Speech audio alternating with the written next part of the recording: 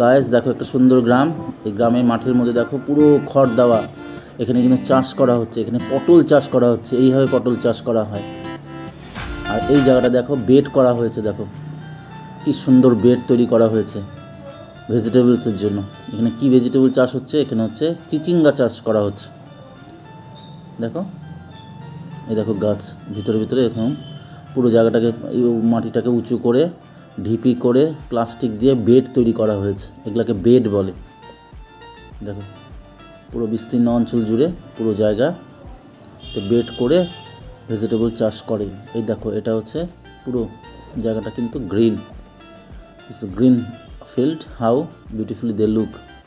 এই দেখো এখানে কিন্তু বাঁধাকপি, অসংখ্য বাঁধাকপি। দেখো কীরকম লাগছে দেখতে। যদি ভিডিওটা ভালো লাগে আমার ভিডিওটাকে লাইক করবে এবং আমার চ্যানেলটাকে প্লিজ সাবস্ক্রাইব করবে।